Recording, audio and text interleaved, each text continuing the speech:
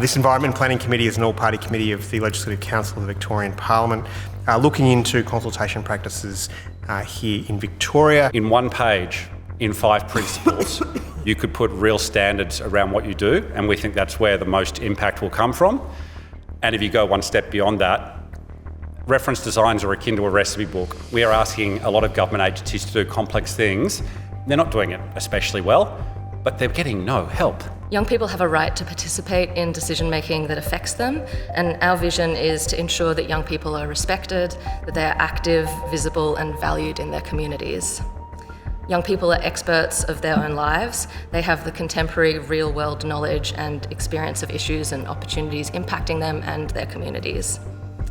However, all too often, young people's voices are largely underrepresented in community consultation, often tokenised or rarely included in government decision-making, and too often young people are left out of the conversation.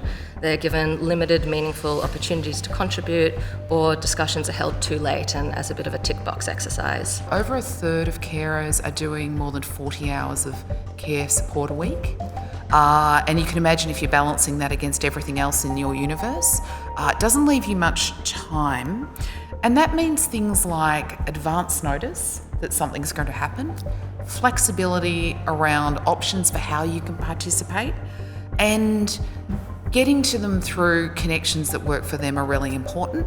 If you do a general shout out to the community, you can pretty much guarantee you're not going to get to those carers because they're busy doing 87 other things. They haven't got time to be servicing all those other things. We believe that engagement, when done well, increases communities' trust in government and their decision makers and in democracy as well.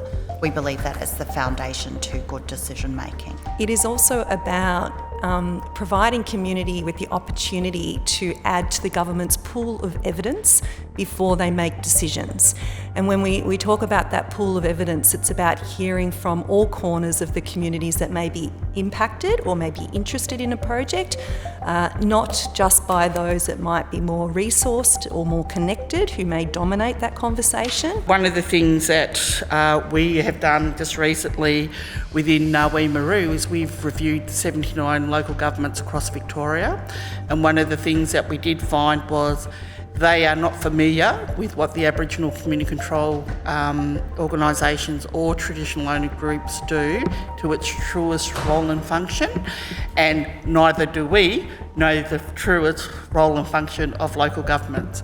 And therefore, when you look at their statutory obligations that they must do around strategic planning, laws, even their council plans, and then they put them out for consultation, even under their RAP process, it's not really clear to the everyday people that live in the community about how they can actually strengthen that process. So I think there's a bit of work that needs to happen around role and function in terms of preparation. Community consultation now occurs within an eroded informational context that should be a central concern to all tiers of government. Mis and disinformation have become pervasive elements of our social and political contexts. So much so that the World Economic Forum and United Nations have ranked this at the top of their global risk indexes. Children and young people are inherently deserving of being involved in the decisions that shape their lives, and at the Commission we see too much, particularly in the spaces of child protection and youth justice, when decisions are made about children and not with children, and the negative impacts and outcomes that comes from that. The disability community in Victoria is exceptionally not consulted with, but at the same time claimed to be consulted with by government, which is very vexing. It should be standard practice to provide financial compensation to community members who contribute to consultation outside their professional roles. That is indeed what Ethnic Communities Council of Victoria does when we are dealing, for example, with individuals from ethnic communities, for example, to inform consultations around issues such as elder abuse or a youth matter. So we provide compensation, and a very welcoming and culturally safe environment when we engage in those practices. When people actually have the chance to listen, to question and weigh evidence together, they're less likely to retreat to their entrenched positions and more likely to recognise the complexity of issues. So the potential of deliberative engagement is clear, but government has yet to harness it. To do so, we believe we need stronger expectations about the quality and the transparency of how engagement is designed, delivered and reported.